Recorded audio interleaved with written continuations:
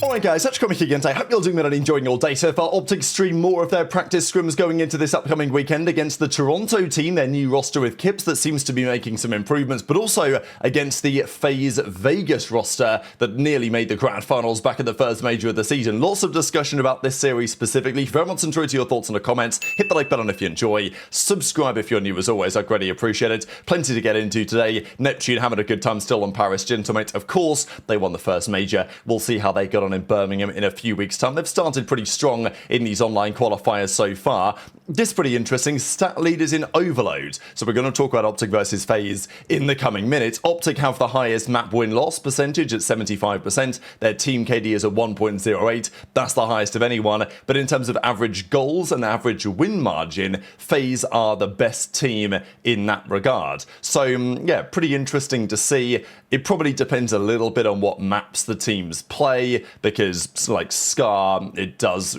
generally you would say it's harder to score on a Scar overload, whereas on Den it might be considered easier. Exposure, we also see some high scoring games, maybe not as much, so maybe it depends a little bit on what map mode combinations you prefer to play, but by some of the numbers, these are your two best overload teams in the game so far. Again, the game has changed a bit lately. They've changed the spawns. A lot of the players aren't very happy about that, but again, it changes the mode. You've got to learn, you've got to adapt, you've got to deal with it. That's what Call of Duty players are good at, because we've got to change the game every year, even outside of just changing what map modes are played.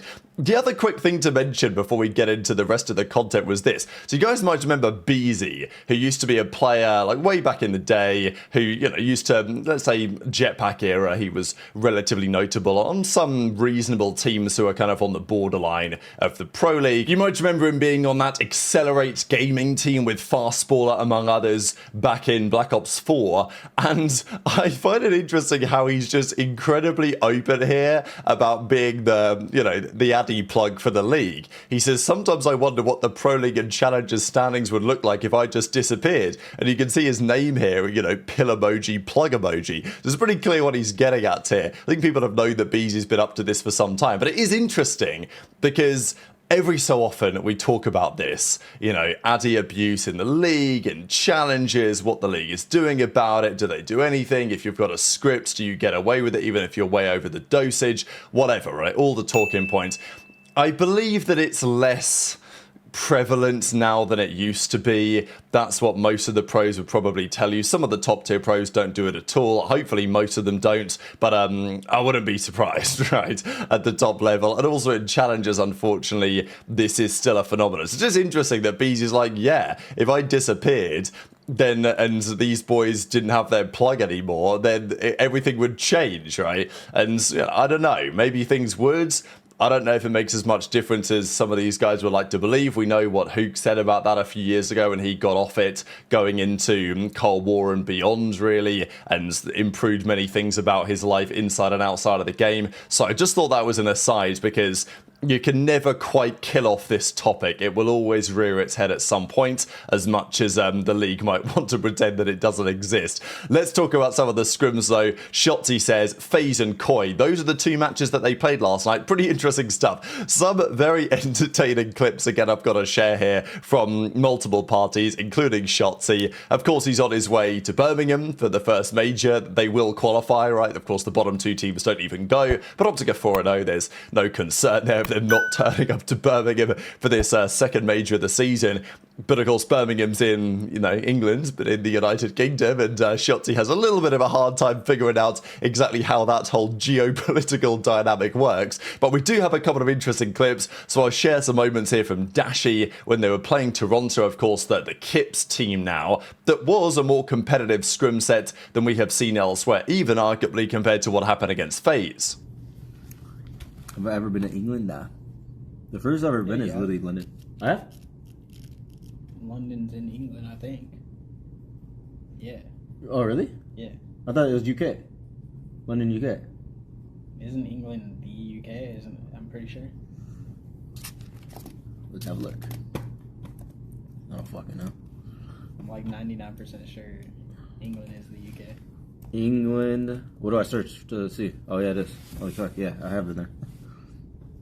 I have been to London. I guess I have. There's a bubble in my throat. Yo, chat, you don't need to know all this shit. I'm telling you right now, I know for a fact someone probably didn't know this as well. You don't need to know that shit then, you know what I'm saying? I'm getting paid fucking racks. You know what I'm saying? I have houses and shit, you know what I'm saying? Like, you don't need to know any of that shit. To be fair, it's like a random thing to know. Nah. Mason somehow got through. He doesn't see the guy in time, but he knows everyone else died. Just trying to find some type of pick here. Kills the guy off hold. Runs Toby.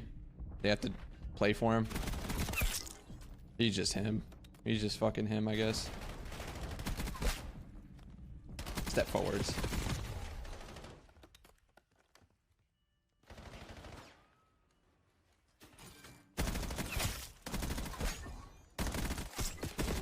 Oh, what the fuck?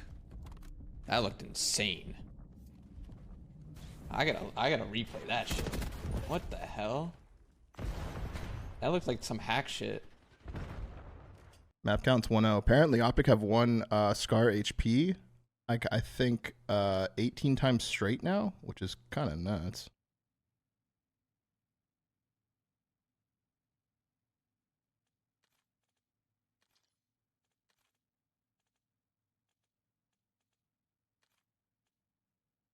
Pada, thank you for the prime for 3. Welcome back.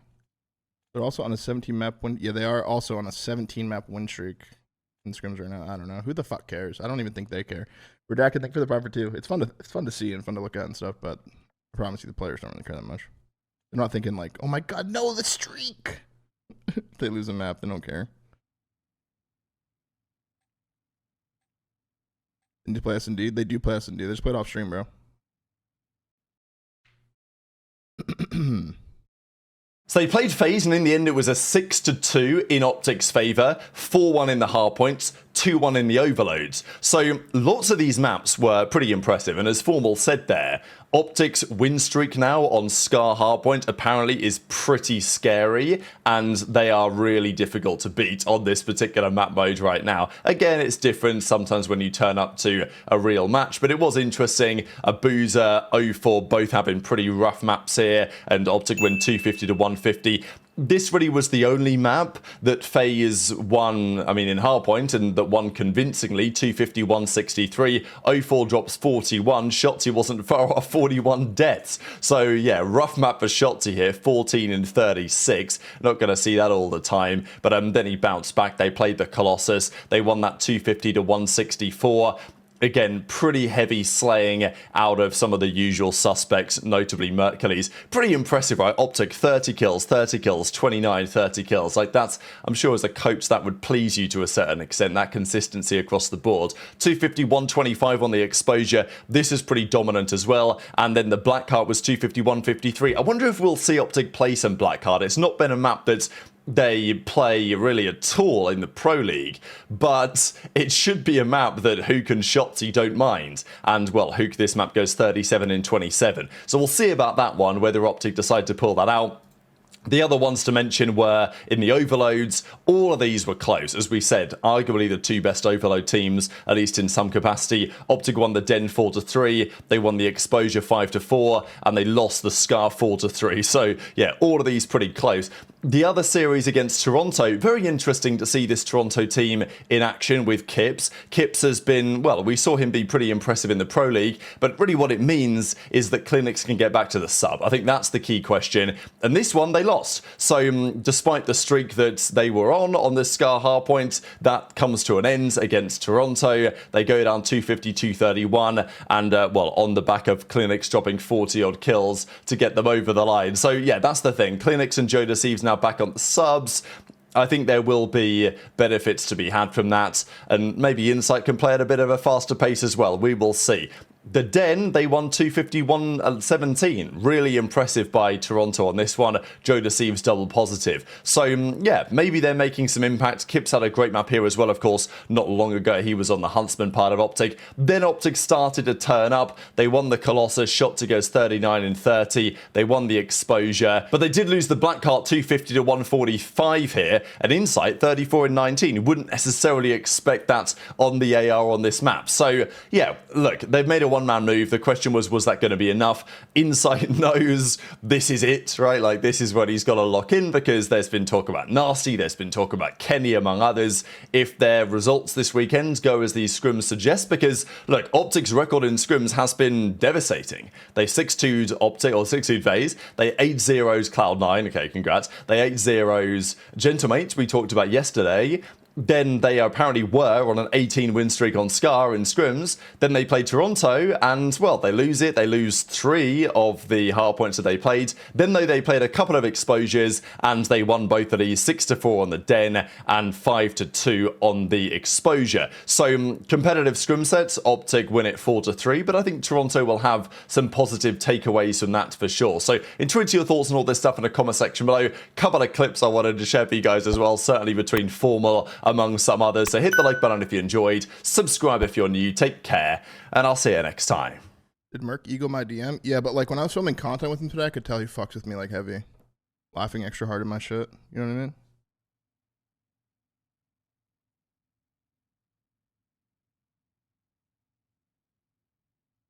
He egoed me? He did, man. Yeah.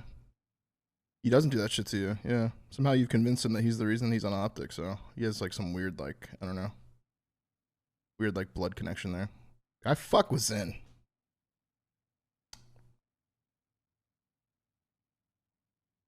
I've also heard the Huntsmen have been getting railed. What's going on with that?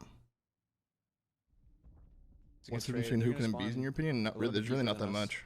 I'm not sure if Kyler's going to. They're very similar in my opinion. You got an inner one compared to the outer. I think the clear change is that the clear difference between Kyler and aBeZy is, at least right now, is aBeZy's really good in Surge, and Kyler's kind of still like figuring it out. Everyone else is going to be front now because we're being the bomb carrier and stuff. Kyler can be a force in Surge, just needs time. Now this is the 4th HP. Jason reads the guy on the pinch. Huge read. That's the second time he did the P3s this map. Yeah, actually, aBeZy does have, I feel like Kyler does have way better comms as well. Good job. He's way too connected, bro. Way too connected. Oh, nice kill. Last guy Abuzah one shot. Be like Kason. They know he's there somewhere. Like me, Brandon, Kason, and Bound were on a call like a week ago. Get it. Oh, they actually checked that? I was like... I think they knew he was missing inside blue somewhere. They just cleared everything. Kason, what's your lore? Like, explain to me. And he's like, I just love esports. Like, what are you in it for? Like, is it money? Is it tipping? What is it? He's like, I don't need either. I'm like, we killed the guy ball carrier. He's like, I just love esports. I'm like, okay, no, I heard you. Basically just trying to get to a safe spot here. When did you start? And he's like, I've always played. Cover our top green. I'm like, played what? Ant gets the trade. Everything. I played Gears. I played CS Source. I was coaching NYSL. I'm playing since 06. But in 06, I was also friends with Kylie Jenner, and we went to USC together. I'm like, what? That's probably. He'll always leave you with another question when he's answering a question. He does. And we killed the guy in their base. I'll be like, wait, what? And he's like, yeah, that was real. And he's like, I pretty much just partied for like that should be it. 6 years. It'll go mid now. But I don't drink. Okay.